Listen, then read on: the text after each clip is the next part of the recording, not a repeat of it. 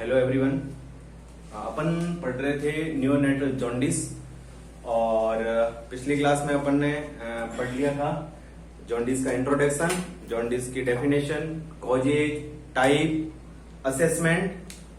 और अब अपन बात करते हैं नेक्स्ट डायग्नोसिस की कि अगर न्यूबॉर्न को जॉन्डिस हुआ है तो अपन उसको कैसे कैसे डायग्नोसिस करेंगे। तो नंबर 1 अपन बात करते हैं वो है physical examination. Physical examination, physical examination के थ्रू वही बॉडी का जनरल अपीयरेंस चेक करेंगे, बॉडी पार्ट्स, ठीक है, और नेल बर्ड्स, स्केलेरा, स्किन। उसके बाद में नंबर 2 है ब्लड इन्वेस्टिगेशन। ब्लड इन्वेस्टिगेशन और ब्लड इन्वेस्टिगेशन से अपन जनरली वही डायरेक्ट और इनडायरेक्ट बिलिरुबिन को देखेंगे, टोटल बिलिरुबिन का लेवल देखेंगे। नंबर 3 पे अपन बात करेंगे तो एक डायग्नोसिस का एक प्रोसीजर होता है जिसको अपन बोलते हैं, एक इंडेक्स होता है जिसको अपन बोलते हैं इनग्राम इरेक्टोमीटर। इनग्राम इरेक्टोमीटर। और नंबर 4 होता है क्रैमर इंडेक्स। Cramer index. ये सारे मेथड है जिसके थ्रू अपन क्या कर सकते हैं, डायग्नोसिस कर सकते हैं किसका, नियोनेटल जॉन्डिस का। अपन बात करते हैं कि इनग्राम इरेक्टोमीटर होता क्या है। तो इनग्राम इरेक्टोमीटर में कुछ नहीं होता है, एक कांच की स्लाइड होती है जिसके अंदर क्या होता है, डिफरेंट डिफरेंट कलर का येलो कलर से ऐसे बना हुआ होता है। जैसे कि ये हल्का येलो, ये उससे थोड़ा सा डार्क येलो, ये उससे और थोड़ा सा ज्यादा डार्क येलो, ये उससे थोड़ा सा और ज्यादा डार्क येलो। ये 5 mg फॉर एग्जाम्पल, ये 10 mg, ये 15 mg और ये 20 mg। इस कांच की स्लाइड को अपन न्यूबॉर्न की स्किन के ऊपर अप्लाई करते हैं और अपन देखते हैं कि जो स्किन का जो येलो कलर है वो इस कांच की स्लाइड में कहां पे जाके मैच कर रहा है। मान लीजिए 15 mg जो येलो कलर की जो स्लाइड है वहां पे जाके अगर बॉडी का कलर मैच हो रहा है तो बॉडी के अंदर कितना ग्राम बिलिरुबिन है, 15 mg पर dl। और इस मेथड को बोलते हैं अपन इनग्राम इरेक्टोमीटर। नेक्स्ट बात करते हैं क्रैमर इंडेक्स की। तो क्रैमर इंडेक्स क्या होता है, तो क्रैमर इंडेक्स के अंदर करते हैं क्रैमर इंडेक्स की। तो क्रैमर इंडेक्स एक मेथड है जिसके थ्रू अपन बॉडी के अंदर बिलिरुबिन का पता लगा सकते हैं। और वो पता कैसे लगाते हैं, जैसे जितना बॉडी का एरिया इन्वॉल्वमेंट होता है। जैसे कि ये न्यूबॉर्न है, ये न्यूबॉर्न का हेड है, ये उसकी चेस्ट है, ये उसका एब्डोमेन है, ये लोअर लिम्ब है और ये उसके हैंड्स है। अगर बॉडी का पार्ट यदि उसका फेस येलो कलर का दिखता है, यानी कि बॉडी के अंदर बिलिरुबिन का लेवल है 5 mg पर dl। यदि न्यूबॉर्न का अगर फेस इन्वॉल्व होता है तो वो कितने mg पर dl, 5 mg। अगर चेस्ट इन्वॉल्व होता है तो वो होता है 10 mg पर dl। इसी के साथ में लोअर एब्डोमेन एंड ये अपर थाई, अगर ये वाला पार्ट इन्वॉल्व होता है तो वो होता है 12 mg पर dl। और इसी के साथ में यदि अपर लिम्ब और लोअर लिम्ब दोनों इन्वॉल्व होते हैं तो वो होते हैं 15 mg पर dl, 15 mg पर dl। इसी के साथ में अगर आपके सोल और पैर के सोल एंड हाथ के पाम, यदि पाम और सोल दोनों इन्वॉल्व होते हैं तो ये होता है मोर देन 15 mg पर dl। ये एक असेसमेंट का तरीका है, ये एक डायग्नोसिस करने का तरीका है कि बॉडी का जो पार्ट है वो कितने % बॉडी का कौन कौन सा पार्ट है वो येलो कलर का देखने को मिलेगा। यदि बॉडी का फेस येलो कलर का है 5 mg, चेस्ट है 10 mg, यदि बॉडी का लोअर पार्ट अगर थाई तक है तो 12 mg, और यदि अपर लिम्ब और लोअर लिम्ब इन्वॉल्व है 15 mg, और यदि हाथ के पाम एंड पैर के सोल इन्वॉल्व है तो वो मोर देन 15 mg। तो इस डायग्नोसिस के तरीके को अपन बोलते हैं क्रैमर इंडेक्स। क्लियर है। नेक्स्ट अपन बात करेंगे, इसी के साथ में अपन ने बात की थी मैनेजमेंट की, कि अब डायग्नोसिस हो चुका है तो अपन करेंगे मैनेजमेंट। और मैनेजमेंट के अंदर अपन ने 3 चीजों के बारे में बात की थी। Number 1 medical management, number 2 phototherapy और नंबर 3 नर्सिंग मैनेजमेंट के बारे में। तो मेडिकल मैनेजमेंट के बारे में मैंने बता दिया आपको कि इसके अंदर जो ड्रग्स दी जाती है उसका नाम है फेनोबार्बिटॉन, जो 6 to 8 mg पर केजी के हिसाब से दी जाती है। क्लियर है। नेक्स्ट अपन बात करते हैं फोटोथेरेपी के बारे में।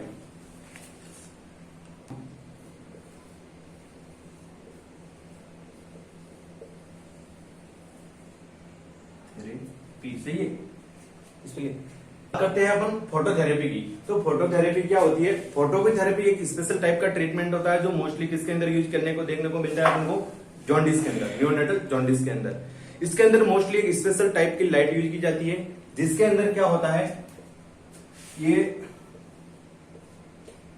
एक लाइट होती है जिसके अंदर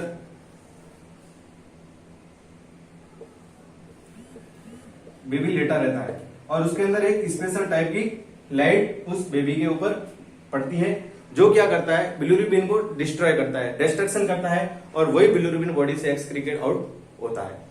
तो मोस्टली अपन बात करते हैं फोटोथेरेपी की। तो फोटोथेरेपी के अंदर सबसे पहले कि फोटोथेरेपी का मैकेनिज्म ऑफ एक्शन क्या होता है? Mechanism of action. तो मैकेनिज्म ऑफ एक्शन के अंदर फोटोथेरेपी 3 मैकेनिज्म पे काम करती है। कितने मैकेनिज्म पे? 3। Number 1,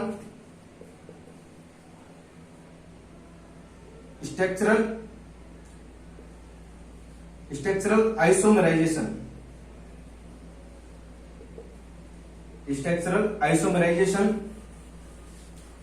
number 2, photo isomerisation.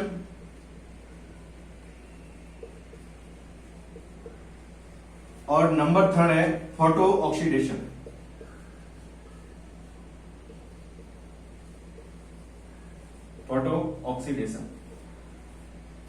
Phototherapy mostly 3 mechanism पे काम करती है। Number 1 structural isomerisation, number 2 photo isomerisation, number 3 photo oxidation. Structural isomerisation और फोटो आइसोमराइजेशन का मेन मतलब ये होता है कि जो बिलिरुबिन की जो स्ट्रक्चर होती है, ये क्या करता है, उस स्ट्रक्चर को क्या करता है, चेंज करता है इन दोनों के अंदर। और स्ट्रक्चर को अगर चेंज करेगा तो बिलिरुबिन अपने प्रॉपर शेप में नहीं रह पाएगा और वो क्या करेगा, वहां से टूट जाएगा। और जो मोस्टली जो इसके अंदर मैकेनिज्म होने वाला है वो है फोटो ऑक्सीडेशन। फोटो का मतलब होता है लाइट, क्या होता है, लाइट, और ऑक्सीडेशन का मतलब होता है टूटना, ब्रेक। ठीक है। तो इसके अंदर क्या होता है, लाइट के इफेक्ट से बिलिरुबिन टूटता है और बिलिरुबिन टूट के बॉडी से क्या, स्टेरोबिलिरुबिनोजन और यूरिरोबिलिरुबिनोजन के थ्रू बॉडी से क्या होता है, एक्सक्रीटेड आउट होता है। नंबर 2 मेनली बात करेंगे उसकी बात फोटोथेरेपी की। तो अपन बात करते हैं कि जब फोटोथेरेपी है तो सबसे पहले फोटोथेरेपी मशीन होती है जिसके अंदर अपन बात करते हैं कि यदि बेबी का जो वेट है, यदि वो लेस देन 2 kg है, लेस देन 2 kg, तो उसके लिए अपन यूज करते हैं बार्मर का यूज। तो बेबी को कहां पे लेटाते हैं, बार्मर के अंदर। और यदि बेबी का वेट है जो कितना है, मोर देन 2 kg, तो उसके लिए अपन क्रीप यानी कि पालने को उपयोग में लेते हैं। ठीक है। नंबर 2 बात करते हैं कि जो ये लाइट यहां से आती है, ये लाइट है तो 2 कलर की होती है मोस्टली। नंबर 1 ब्लू कलर की, नंबर 1 ब्लू कलर की, और नंबर 2 व्हाइट कलर की। जो मोस्ट इफेक्टिव लाइट होती है वो होती है ब्लू कलर की, ये होती है effective light. Most commonly use भी कौन सी होती है, ब्लू कलर की। लेकिन मान लीजिए कोई न्यूबॉर्न बेबी है वो, और हार्ट, उसको किसी भी प्रकार की कंजेनाइटल हार्ट डिसऑर्डर हो रखा है, हार्ट से रिलेटेड डिजीज है, तो उसके अंदर अपन कौन सी वेव यूज करते हैं, व्हाइट कलर की। और व्हाइट कलर की लाइट यूज क्यों करते हैं, क्योंकि मान लीजिए हार्ट डिसऑर्डर है और बेबी क्या हो गया, साइनोसिस हो गया। अगर साइनोसिस हो गया, और साइनोसिस का मतलब होता है ब्लूइश डिस्कलरेशन ऑफ बॉडी, और यदि साइनोसिस हो गया तो ब्लू कलर के अंदर अपन को उसका साइनोसिस का अपन पता नहीं लगा पाएंगे। तो उस कंडीशन की अपन कौन सी लाइट यूज करते हैं, व्हाइट कलर की। अपन बात करते हैं कि जो दोनों ब्लू और व्हाइट कलर की जो लाइट होती है उनकी वेवलेंथ क्या होती है। तो जो ब्लू कलर की लाइट होती है उसकी वेवलेंथ होती है 420 से 480 नैनोमीटर। कितनी होती है, 420 to 480 नैनोमीटर। और जो व्हाइट कलर की जो लाइट होती है उसकी होती है 500 to 600 नैनोमीटर। दोनों point clear. Number 1 blue colour की लाइट की जो वेवलेंथ होती है वो होती है 420 to 480, एंड जो व्हाइट कलर की जो लाइट होती है उसका होता है 500 to 600 नैनोमीटर। नेक्स्ट पॉइंट है कि जो लाइट, जहां से लाइट आती है और जहां पे बेबी लेटा हुआ होता है, उसके बीच का जो डिस्टेंस होता है वो होता है 45 सेंटीमीटर। कितना होता है? 45 सेंटीमीटर, यानी कि 18 इंच। कितना? 18 इंच। मोस्टली इसकी जो रेंज होती है वो 35 टू 45 सेंटीमीटर के बीच में होती है। क्लियर है? नेक्स्ट बात करते हैं अपन, इसके अंदर बेबी को लेटाया जाता है। ये जो फोटोथेरेपी होती है दोनों तरफ से इसमें लाइट दी जाती है। एक सिंगल साइड से रेडिएशन दे सकते हैं और दोनों साइड से डबल फोटोथेरेपी, सिंगल टाइप से और डबल टाइप से, दोनों साइड से इसको दिया जा सकता है। अकॉर्डिंग टू बेबी की नीड कैसी है, बिलिरुबिन का इफेक्ट कहता है, उसी के अकॉर्डिंग इसका जो टाइमिंग होता है कि दिन में कितने बार देनी है, वो भी डिपेंड करता है कि बॉडी के अंदर बिलिरुबिन का लेवल कितना है, उसी के अकॉर्डिंग ये दी जाएगी। नेक्स्ट अपन बात करते हैं कि इसके अंदर क्या होता है।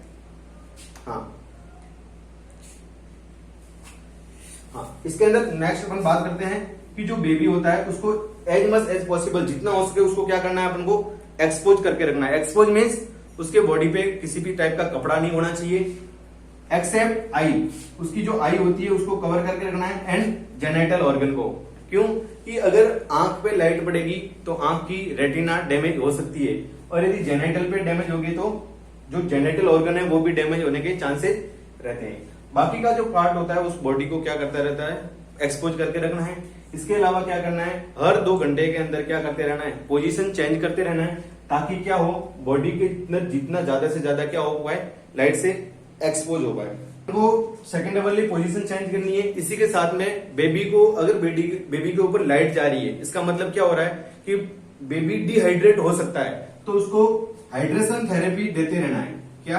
Hydration enthalpy. और न्यूबॉर्न को हाइड्रेशन थेरेपी के अंदर अपन को क्या करना है, ब्रेस्ट फीडिंग, मदर को बार बार उसको क्या करना है, एक्सक्लूसिव ब्रेस्ट फीडिंग के लिए इंकरेज करना है, ब्रेस्ट फीडिंग। इसके अलावा अपन को क्या करना है कि मान लीजिए अगर बेबी को फोटोथेरेपी चल रही है तो इसके बहुत सारे कॉम्प्लिकेशंस भी हो सकते हैं, तो अपन को क्या करना है, रेगुलर मॉनिटरिंग करनी है, मॉनिटर फॉर कॉम्प्लिकेशंस के लिए क्या करते रहना है, मॉनिटर करते रहना है। नेक्स्ट अपन बात करते हैं कि बेबी को ये चल रही है फोटोथेरेपी, तो फोटोथेरेपी के अंदर लाइट्स जाती है, इससे क्या होता है, बॉडी का टेम्परेचर बढ़ जाता है। तो अपन को हर सेकेंड अवरली अपन को क्या करते रहना है, टेम्परेचर मेंटेन करते रहना है। नेक्स्ट अपन बात करते हैं कि कॉम्प्लिकेशंस क्या क्या हो सकते हैं, कि यदि अपन बेबी को फोटोथेरेपी दे रहे हैं तो फोटोथेरेपी के कॉम्प्लिकेशंस क्या क्या होते हैं। तो नंबर 1, तो अपन बात करते हैं फोटोथेरेपी के कॉम्प्लिकेशंस के बारे में। Number 1, hyperthermia.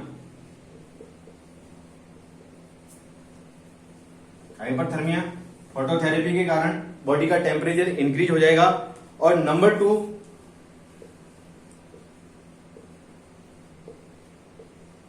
Bronze baby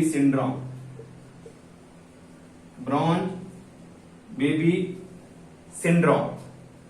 next, electrical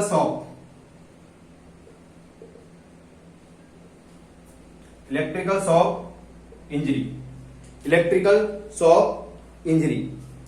ये है मोस्टली कॉम्प्लिकेशन जो किससे हो सकते हैं, फोटोथेरेपी के कारण इंक्रीज टेम्परेचर, बॉडी का टेम्परेचर इंक्रीज हो जाएगा। नेक्स्ट, ब्रॉन्ज बेबी सिंड्रोम क्या होता है कि जब बॉडी के अंदर से बिलिरुबिन टूटेगा, अगर फोटो ऑक्सीडेशन होगा, बिलिरुबिन टूटेगा, और बिलिरुबिन टूटेगा तो क्या होगा, बॉडी के स्किन पे आकर उसके कुछ पार्ट से ब्राउन कलर के स्क्रैच जमा हो जाएंगे, और बॉडी के स्किन के ऊपर ब्राउन कलर के पिगमेंट लाइक जमा हो जाना, उसको बोलते हैं ब्रॉन्ज बेबी सिंड्रोम। क्लियर है? ब्रॉन्ज बेबी सिंड्रोम का मतलब ये होता है कि बिलिरुबिन जब टूटता है तो बॉडी में एक्सक्रीट आउट होने के साथ साथ वो स्किन पे आके जमा हो जाता है क्रस्ट फॉर्म के अंदर। तो वो ब्राउन कलर के जो स्किन पे क्रस्ट होते हैं उसी को अपन बोलते हैं ब्रॉन्ज बेबी सिंड्रोम। इसी के साथ में इलेक्ट्रिक शॉक इंजरी मतलब फोटोथेरेपी होती है, वो मशीन होती है, इलेक्ट्रिक लाइट पे मशीन होती है, वहां पे किसी भी टाइप का अगर शॉर्ट सर्किट भी हो गया तो उसके कारण जो हो जाता है उसको बोलते हैं अपन इलेक्ट्रिकल शॉक इंजरी। नेक्स्ट अपन एक बात करते हैं कि अगर मान लीजिए न्यूबॉर्न के अंदर हेमोलाइटिक ब्लड डिसऑर्डर है, like that RS incompatibility, ABO incompatibility. तो अपन फोटोथेरेपी भी दे रहे हैं, बाकी मेडिसिन भी दे रहे हैं, लेकिन उसी के साथ में एक और उसका जो ट्रीटमेंट किया जाता है वो होता है blood transfusion, exchange blood transfusion, जिसका नाम है exchange blood transfusion, exchange blood transfusion. Exchange blood transfusion के अंदर क्या होता है कि यदि बॉडी के अंदर बिलिरुबिन का लेवल बहुत ही ज्यादा हो गया है, हेमोलाइसिस बहुत ही ज्यादा हो गया है, बॉडी के अंदर आरबीसी बहुत ही ज्यादा ही अमाउंट के अंदर डिस्ट्रॉय हो गई है, अगर बॉडी के अंदर आरबीसी टूटी है, हेमोग्लोबिन टूटा है, तो ऑब्वियसली बात है कि बहुत सारे कॉम्प्लिकेशंस हो गए। तो इसके लिए अपन क्या करते हैं, इनिशियली उसको ब्लड का ट्रांसफ्यूजन करते हैं। तो ब्लड ट्रांसफ्यूजन कैसे करेंगे, मोस्टली अपन बात करते हैं ब्लड ट्रांसफ्यूजन की। तो ब्लड ट्रांसफ्यूजन के अंदर अपन बात करते हैं कि जो न्यूबॉर्न होता है उसका जो ब्लड वॉल्यूम होता है, जो ब्लड वॉल्यूम होता है वो होता है 80 ml पर केजी। जो न्यूबॉर्न का जो ब्लड वॉल्यूम होता है वो होता है 80 ml पर केजी। अगर 80 ml पर केजी है तो अगर उसको अपन को ब्लड ट्रांसफ्यूजन करना है तो जस्ट इसका अपन को ब्लड लेना पड़ेगा डबल। कितना? डबल, यानी कि 160 ml पर केजी। यदि न्यूबॉर्न बेबी को अगर ब्लड ट्रांसफ्यूजन करना है, एक्सचेंज ब्लड ट्रांसफ्यूजन करना है, तो अपन को डबल ब्लड लेना पड़ेगा, और वो कितना? 160 ml पर केजी के हिसाब से। और इसको जो अपन एक्सचेंज करने का जो तरीका होगा वो होगा pull and push type, pull and push. Pull and push का मतलब क्या होता है कि मान लीजिए न्यूबॉर्न है तो उसको आप एकदम से ब्लड नहीं चढ़ा सकते, तो उसके अंदर अपन क्या करेंगे, उसके अंदर मोस्ट कॉमनली अपन मेनली जो अम्बिलिकल आर्टरी है या अम्बिलिकल वेन के थ्रू अपन क्या करेंगे, ब्लड को एक्सचेंज करेंगे, ट्रांसफ्यूजन करेंगे। उसके अंदर अपन क्या करेंगे, 10 ml ब्लड को सबसे पहले अपन क्या करेंगे, पुश करेंगे। क्या करेंगे? पुश करेंगे। और पुश करने का जो टाइमिंग होता है वो होता है 20 to 30 सेकेंड, 20 to 30 सेकेंड। अपन ने पुश कर लिया, उसके बाद में अपन 10 ml ब्लड को क्या करेंगे, पुल करेंगे, बाहर खींचेंगे, और उसका जो टाइमिंग होता है वो होता है 10 से 20 सेकेंड। इसी टाइम, इसी मेथड के अनुसार अपन ब्लड को क्या करेंगे, ट्रांसफ्यूजन करेंगे। इसी तरह से अगर ट्रांसफ्यूजन करते हैं अपन तो 80 से 90% ब्लड क्या हो जाता है, एक्सचेंज होता है। 80 से 90% ब्लड क्या हो जाता है, एक्सचेंज हो जाएगा। अगर अपने न्यूबॉर्न को अपन ने ब्लड ट्रांसफ्यूजन किया है तो ब्लड ट्रांसफ्यूजन के भी बहुत सारे कॉम्प्लिकेशन हो सकते हैं। तो अपन को क्या करना है कि अगर ब्लड के साथ साथ पर 100 ml अगर ट्रांसफ्यूजन हो गया है तो पर 100 ml ब्लड के साथ में अपन को क्या देना है, 1 ml calcium gluconate. Calcium gluconate, calcium gluconate क्यों देना है? टू प्रिवेंट हाइपोकैल्सीमिया, क्योंकि ब्लड के अंदर पाया जाने वाला सिट्रेट क्या कर लेता है, कैल्शियम को बाइंड कर लेता है। और यदि बॉडी के अंदर हाइपोकैल्सीमिया हो गया तो क्या हो सकता है, कार्डियक एब्नॉर्मलिटी हो सकती है। क्या हो सकती है? हाइपोकैल्सीमिया हो जाता है, कैल्सीमिया। और हाइपोकैल्सीमिया से किस पे इफेक्ट पड़ेगा, डायरेक्ट हार्ट पे, क्योंकि कैल्शियम क्या करता है, हार्ट की एक्टिविटी को बढ़ाता है, कम करता है। उसी के साथ में ये क्या करेगा, हाइपोकैल्सीमिया। टू प्रिवेंट हाइपोकैल्सीमिया अपन वहां पे उसको क्या देते हैं अपन, कैल्शियम ग्लूकोनेट। और कैल्शियम ग्लूकोनेट कब देते हैं, पर 100 ml ट्रांसफ्यूजन के अलावा।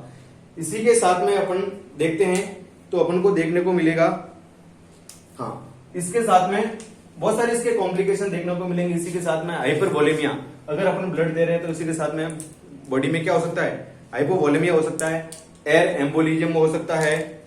इसी के साथ में इसके अंदर अपन को देखने को मिलेगा हाइपोकैल्सीमिया। इसके अलावा हाइपरकैलेमिया भी होता है, हाइपरकैलेमिया, हाइपरकैलेमिया। और हाइपरकैलेमिया का मतलब होता है किसका लेवल बढ़ा हुआ, पोटेशियम का। ब्लड के अंदर किसका लेवल बढ़ जाएगा, पोटेशियम का। और पोटेशियम का लेवल हमेशा क्यों बढ़ता है कि जब आरबीसी टूटती है तो सेल के अंदर मैक्सिमम अमाउंट के अंदर कौन सा आयन पाया जाता है, पोटेशियम। तो हाइपो तो क्या होगा, कैल्शियम, कैल्शियम का लेवल हमेशा कम होगा, इसी के साथ में पोटेशियम का लेवल हमेशा बढ़ेगा। इसी के साथ में एक जो मेन कॉम्प्लिकेशन होता है जिसको बोलते हैं अपन इक्टेरस। क्या बोलते हैं, इक्टेरस, इक्टेरस। और इक्टेरस का मतलब क्या होता है, इक्टेरस का मतलब ये होता है कि यदि बॉडी के अंदर बिलिरुबिन का लेवल बहुत ही ज्यादा बढ़ गया है, बहुत ही ज्यादा बढ़ने के कारण जो बिलिरुबिन है वो किसको क्रॉस कर गया है, ब्लड ब्रेन बैरियर। किसको क्रॉस कर गया? ब्लड ब्रेन बैरियर को। और ब्लड ब्रेन बैरियर को क्रॉस करके कहां चला गया? ब्रेन के अंदर। अगर बिलिरुबिन ब्रेन के अंदर चला गया तो वहां पे क्या करेगा? ये इंसिपिलोपैथी कॉज करेगा, किसी न किसी टाइप के एबनॉर्मलिटी कॉज करेगा। और बिलिरुबिन का ब्रेन के अंदर ब्लड ब्रेन बैरियर को क्रॉस करके ब्रेन के अंदर चले जाना क्या कहलाता है?